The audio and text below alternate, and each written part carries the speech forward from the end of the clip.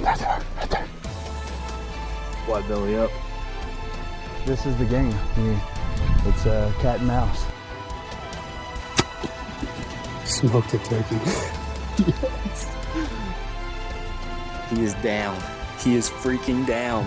Said he shot an absolute giant. Fall obsession, baby. Welcome back, everybody, to another Fall Obsession podcast episode. I am your guide for this week's podcast, Sam Thrash, and joining me today, we have a guest with us, one of our own field staff guys, field staffer Waylan Langford. Waylan, thanks for being on the podcast with us today.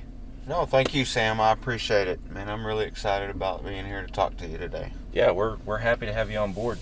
So I know that we talked about this before. There's a specific story that I really want to get into regarding you and a specific buck during this podcast. But before we start diving into that, why don't you give our listeners a little bit of an idea on kind of where you came from as a hunter, where you typically hunt, and just the environment and stuff like that you typically find yourself in, and kind of give us a little backstory leading up to where your encounter with this particular buck began.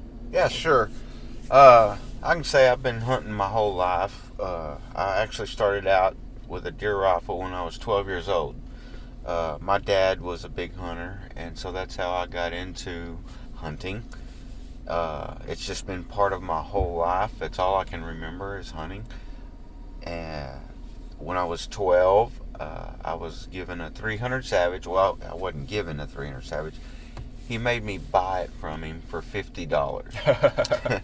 So at 12 years old, saving $50, I sold a lot of Coke bottles to save that. But I bought his old deer rifle from him, which I still have today. And I just cannot remember not hunting. Yeah. After that, That's awesome. And luckily, I've been very fortunate to hunt with my dad. When I graduated high school, there was 5 years there that I did not hunt. I turned 20 years old and all that, and went off on my fun days, I guess you could say. Yeah. Got away from hunting, but then we got back into it. We actually hunted I got a place in Oklahoma. One of my best friends they're cattle ranchers, and they had a big place in Oklahoma. And so we got back into it then. I hadn't hunted with my dad in, I think it was 8 years. And I decided, okay, I wanted him to come film me. And so I invited him up there.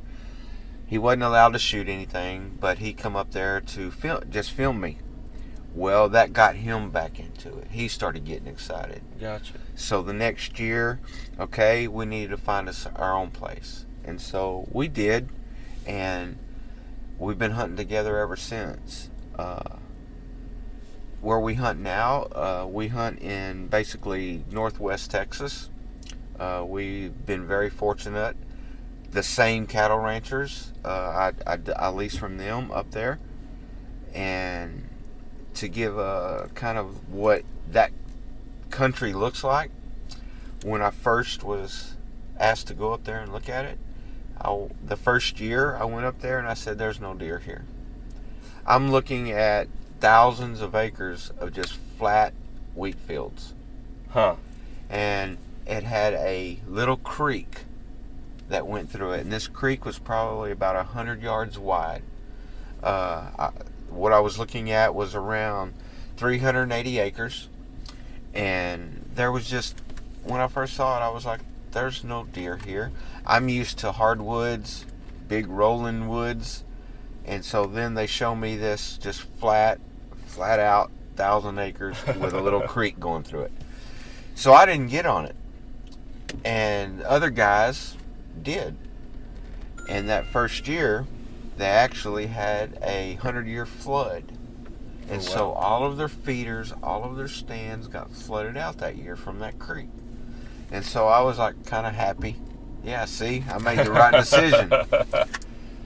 So the next year, some of the same guys got back on, and I started seeing some of the deer that they were killing. And so I was like, well, maybe I made a mistake. And so I wanted to get on. Well, it's too late then. So I said, okay, well, I'll just lease close to them. So I did. We found a little lease really close for a few years. These guys, I started seeing the deer that they were killing. Wow, man, I really won on that. And finally, a spot came open to the lease next door to them. Gotcha. And so my dad and I jumped on that. What kind of deer were they killing? Give us an idea on the scale of bucks that. They were in the 150s, 160 ranges. Gotcha. Good deer. Very good deer, compared to what I've been used to hunting my whole life. And not only were they the antler scoring high, they were killing 260-pound bucks. Wow. Yeah, the deer out there are huge. I've never hunted where the deer that were that big. I've always hunted in South Texas, mainly in Llano, where you get a 120-pound buck, and that's considered big. Yeah. So for me to see a 200-pound deer, I was really excited. Yeah, for sure. Really excited. That's some good eating right there. It was. It was a lot of meat. I mean, I'm getting double the meat that I'm used to. Yeah, absolutely. So we ended up getting this place next door to where we wanted to hunt. And it turned out to be an okay place. My dad's still on that today. It ended up, I was able to get on the lease that I wanted, but my dad wanted to stay next door. And how kind of get a picture of the layout, you've got, like I said, 1,000 acres wheat field with a 100-yard creek running through both places with a dirt road separating them.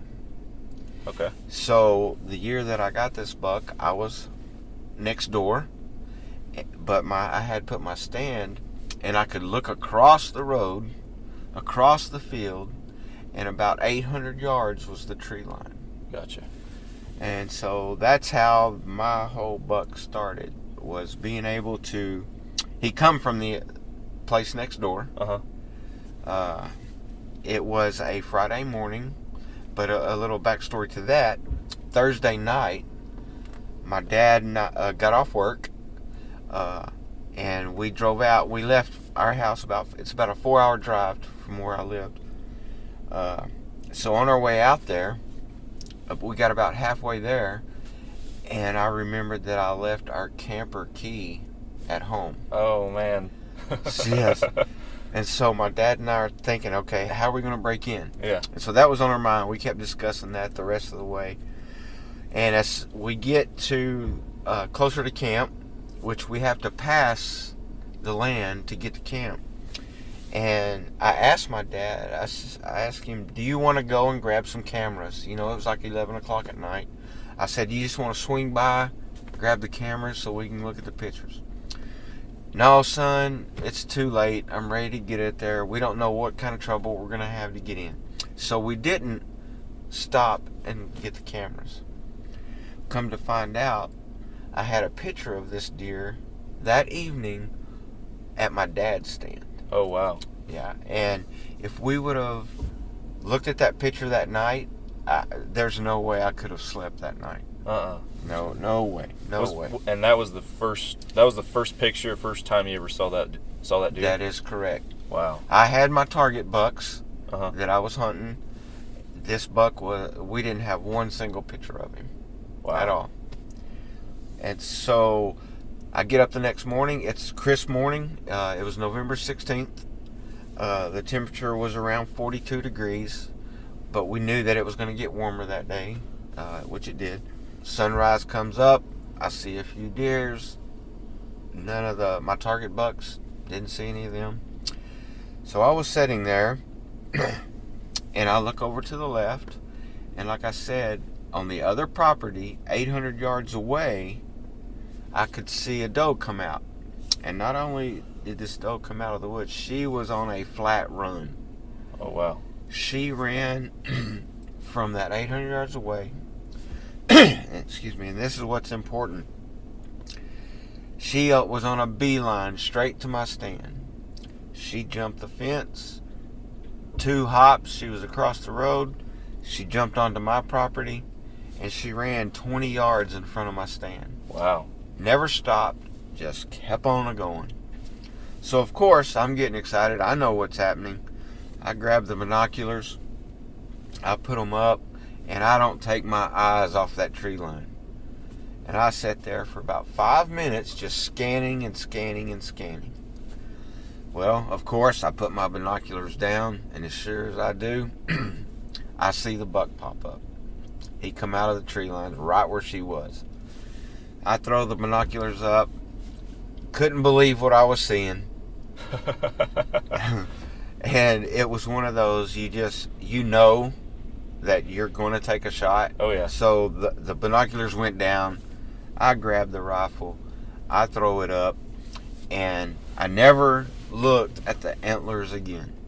That's a good thing. Yes. I just knew not to. Yeah. So I've got this buck, and he is on a beeline straight to me. He's dogging. He's got his nose to the ground. He's just zigzagging back and forth, back and forth. He's not running. He's just got that buck. I've got a scent. I've got my nose to the ground. That determination. And he was determined. What time of year was this? This was November 16th. Okay, so prime rut time. Oh, yeah. Oh, definitely. Yes. Awesome. Okay. Yep. And I kept telling myself, okay, he's coming straight to me. He's going to come within 20 yards of this stand. And I just had to keep telling myself. And he covered that 800 yards pretty fast. So it gave me time enough to gather my nerves. I knew, okay, just calm down, He's coming right here. Let him come right here. I don't know why I did it or how I did it, but I kept telling myself, let him jump onto my property. Because my property line was 250 yards away. Gotcha. And so, that's an easy shot. But I said, hey, he's coming right in front of me. Uh-huh. I'll let him get close. Well, I don't know what happened to my trigger finger. But as soon as he jumped that fence and hit my property, I fired. You didn't want to let him get away. The whole time I was watching him, I was saying, he's coming right in front of me. I can make an easy shot. But as soon as he hit, I fired. And what happened next is part of the story that it's hard to tell sometimes because it's hard for me to believe it, much less somebody else to believe it. I fired. He doesn't move. He doesn't get hit. He doesn't act like he's hit. He's just got his nose to the ground and he keeps coming. Really? I rack another shell. I fire again. Well, he doesn't act like he's hit. He's got his nose to the ground. Except it did push him to make a big circle in front of me. He didn't keep coming. He just went around a circle about 100 yards out. And of course now I'm thinking, okay, something's wrong. I consider myself a good shot. I've missed twice. I throw another shell in. He is directly in front of my stand now. I shoot for the third time. This time he does take off running, but he's not acting hit. He doesn't stumble. I'm thinking I've missed again. Just barreling out of there. He is on a flat run to the tree line. Huh. I racked my last and final shell. And as he's running and I get him back in the scope, out loud, I tell myself, no, because I'm thinking I'm fixing to lose him, because 10 more yards and he would have went down into the creek. So I fire that fourth time, and sure enough, he flips. I see white belly up. Awesome. Yes. and the relief of that final shot. Oh, yeah. I still really don't know what caliber of a buck he is. I just knew he was probably the biggest deer I've ever seen. And so here is another thing that I'm kind of embarrassed about. I've always been taught from my dad he always waits an hour before he gets out of his stand. And I know better. I know I should do that. But I was so excited. I practically busted the door down, getting out of my stand, and was running over there. I mean, I could see him. I knew he was down. I was running over there. Got about halfway there and realized I had no rifle. I had nothing. I just took off running. Just took off running. I get to the buck and I'm in amazement. I can't believe, number one, how many times it took to shoot. Right. But number two, what I'm looking at. And I immediately picked the phone out of my pocket and text my dad. And here's another cool thing to the story is all I said was, I need help. Get over here now. And where I'm standing now, my dad is on the other side of this creek, across the other field, but I can see his stand. Okay. He's probably another 800 yards away from me. Well, my dad, who was 70 years old at the time, I see him get out of his stand, and he takes off running across the field to get to his four-wheeler. Oh, man. And I'm thinking, well, why is he... Okay, I said get over here fast, but I didn't mean have a heart attack trying to do it. And I realized I didn't tell him what happened. You didn't tell him he shot a deer. No. And talking to him later, he thought I was hurt. Yeah. And so he was on a beeline to get to me. And I can't tell you the last time I saw my dad run. But he was running across that field. And so, of course, I text him. And I say, hey, I'm okay. Calm down. Well, he's running, yeah. Yeah, he don't get the text. So he gets I see him get on the four-wheeler, and then I lose him as he's on his way back around here. He pulls up, and of course, are you okay? Are you okay? What's wrong? What's wrong? What's wrong? And I just kind of point down to the buck sitting there, and his eyes just, of course, got the big-eyed. And this is the best thing about the story. When he walked up to me, and he looked down at the buck, I'll never forget it. He said, oh my gosh, son, what have you done? I will never forget that and the look on his face till the day that I pass away. We sat there in awe, I bet, for the next 45 minutes. Just staring at him. Just admiring this creature that we had just taken. He's a once-of-a-lifetime buck. I know that. I know that I was very blessed to take this buck. I didn't realize how big he was until I actually texted a picture to one of my good friends who hunts right there with us.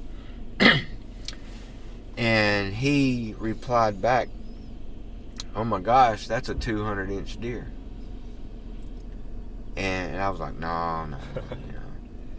And so, sure enough, we get it back.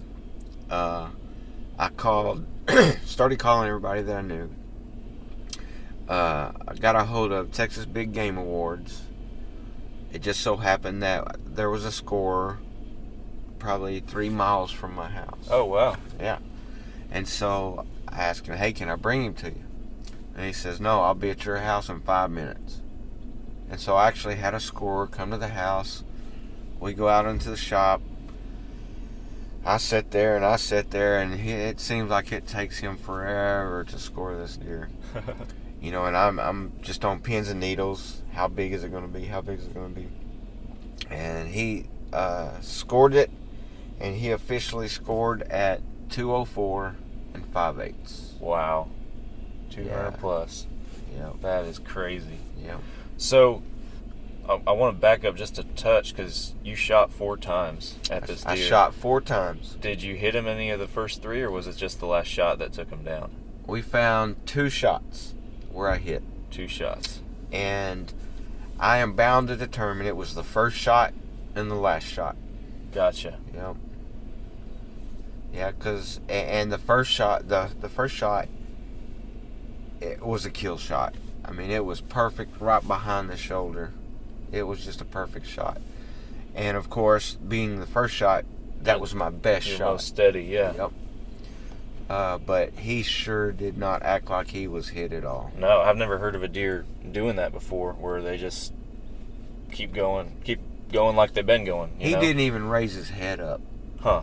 He just, his nose was to the ground, and he never even raised his head up after that first shot. Wow. Or during that first shot. Yeah. Wow. So you got him back, you got a score on the deer. What did you do after that? What were you thinking? You had this huge number all of a sudden for what this deer scored. Oh, I thought I was fixing to be on TV shows. I was going to be Milo Hansen, and I was fixing to make all kinds of money off of this buck. I mean, it was the biggest buck I'd ever seen in my life, you know. Yeah. And it was fun during that time because, of course, now I'm looking up what are record books. Right. Because I knew that I did have something. And sure enough, to this day, he still stands as the number one District 2 in North Texas. Wow. Yeah. He's the biggest buck that was killed in the county that we hunt.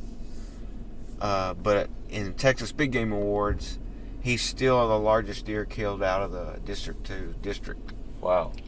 That's awesome. And during the time, of course, on November 16th, he was the biggest for that year killed in the state.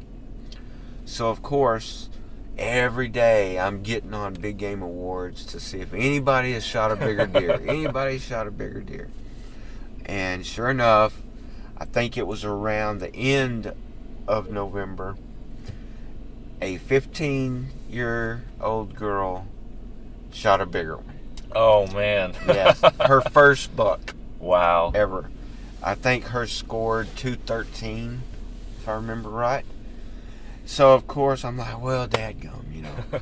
And then my dad says, how can you be sad about a number 2 deer killed in the state? A big state, too. Yeah. And so he put that in perspective. But every day from then on, of course, I'm still looking, still looking. And for that year, he ended up being number 3 in the state. Wow. Yeah. Low fence rifle is the category that he's in.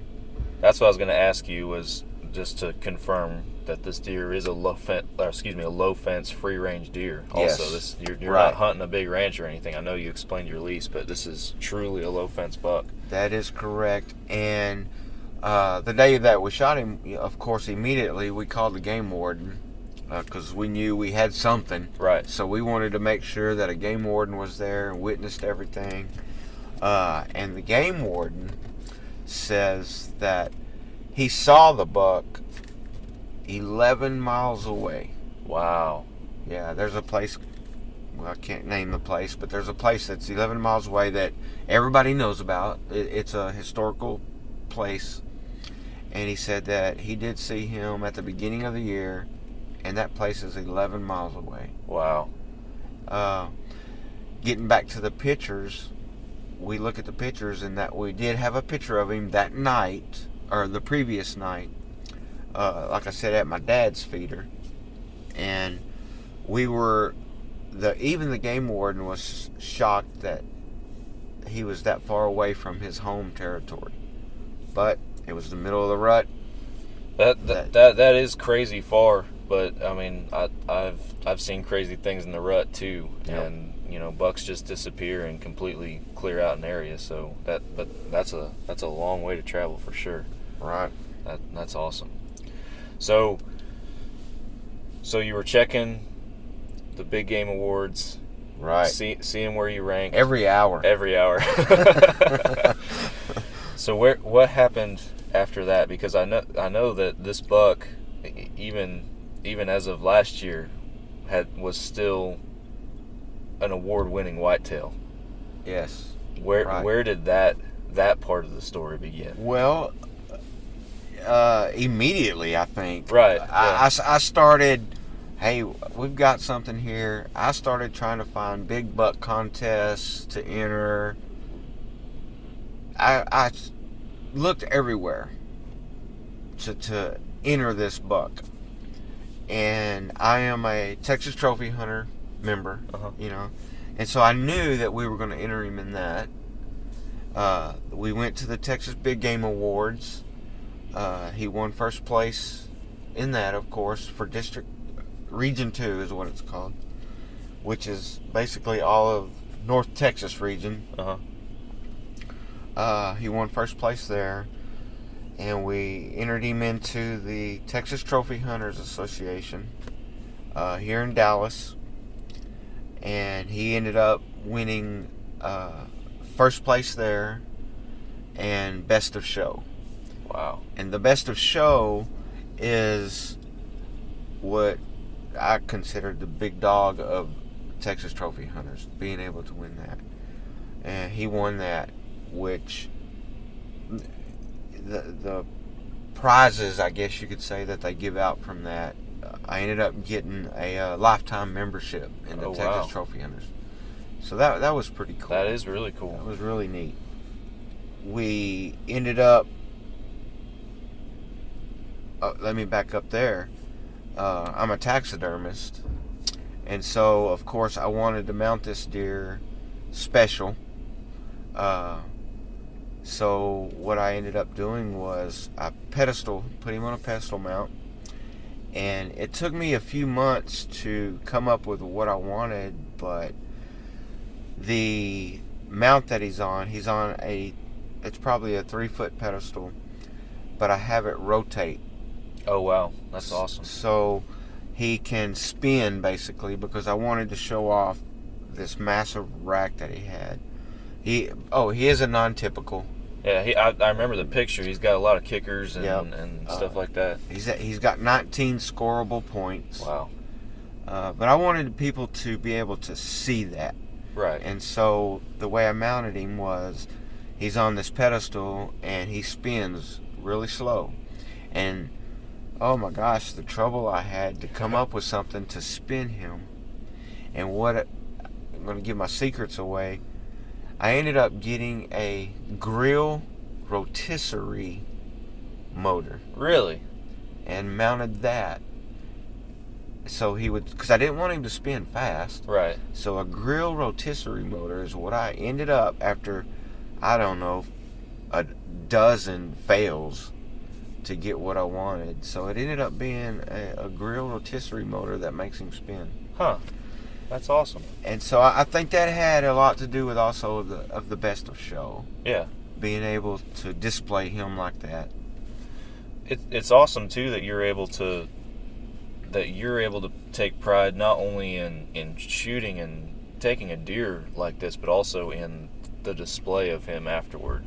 Oh, yeah. I mean, unless you are a taxidermist, you can't do that. And most guys shoot a deer like this and they send it off and tell them what they want and get it back months later, whereas you actually not only got to personalize it, but you got to, with your own hands, make it happen. And correct. That's makes awesome. It that much more special. Absolutely. Right. That's awesome. Yeah. And this deer was, I mean, I remember you posted or sent something in for us last year at Texas Trophy Hunters, where he even won an award last year, even 2019. And I guess you could say that award was the first time that I was actually disappointed in my deer, because he did not win first place. I got beat out, number one, by my dad. Oh, wow. Yes. Your dad shot a bigger deer than that? No. My dad, it just so happens, I entered mine into the category, it's called Best in the Last 5 Years. Gotcha. And this was my 5-year mark, and I was, so we get up there, and of course, I've got a big head by now. I know I'm winning everything, you know. So I get up there, not expecting to lose. Well, my dad, fortunately, that year, shot a nice buck, and he entered his deer for the first time into low fence rifle, and he ended up winning first place in that category. My deer was entered into the best of the last 5 years. Well, I did not realize that I was going to be going up against high fence deer. Oh. So when I end up rolling my deer in there, I look over and there's these 360-inch bucks sitting there with mine. You know, and it's hard to be disappointed at a 200-inch deer. Yeah. But I knew, I'm not going to win this one.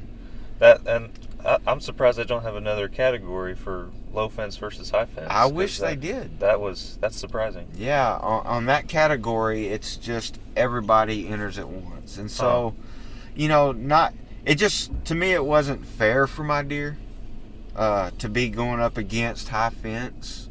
I have nothing against high fence, but that wasn't the category that this deer came from. A low fence deer like that, those are rare. Like you say, a once in a lifetime buck for sure. So right. Yeah, that's very understandable there. And he ended up getting 6th place. So Still, when I say I'm disappointed, you know, I got to take that with a grain of salt because my gosh, you know, 6th place going up 300-inch deer. How can you be disappointed on that? Yeah, absolutely. Last 5 years too. Yeah. But to this day, I still hear it from my dad. My deer beat yours. I got first place. What'd you get? Oh, you got 6th place. How big was his deer?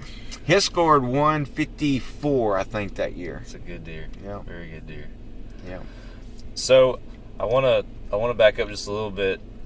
So you shot this deer on a lease, and you were on this lease with other friends, I believe, correct?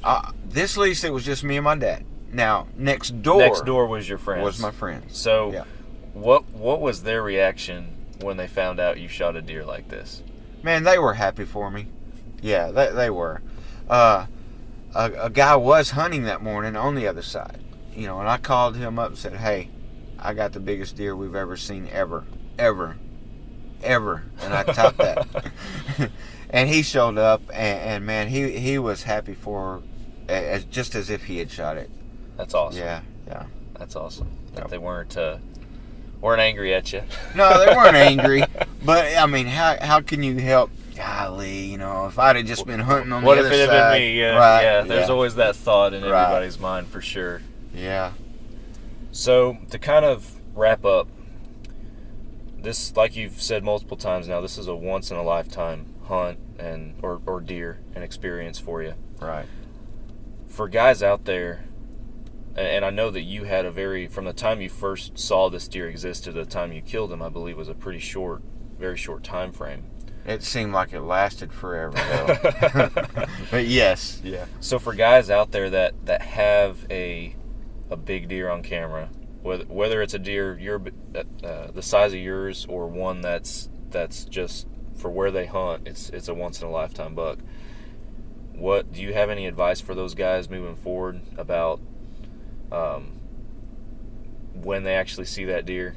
The biggest thing that they can think about or to calm themselves to be able to put that deer on the ground? Well, I tell you, when I made the decision, which it was a split decision, okay, I'm taking this buck, not looking at the antlers again, I think was a big deal for me. Because, like I said, he did have some ground to cover before he got to me. And I know if I would have started looking at the antlers, I probably would have, I did have the buck fever, but it probably would have been much worse. Right. So if somebody's out there in their stand and they see their shooter buck and they know that this is their shooter buck, my advice would be stay away from those antlers. Focus on that aim small, miss small shot, which is what I did. And when I thought that I did miss, oh my gosh, nerves went out the window at that point. Oh yeah. But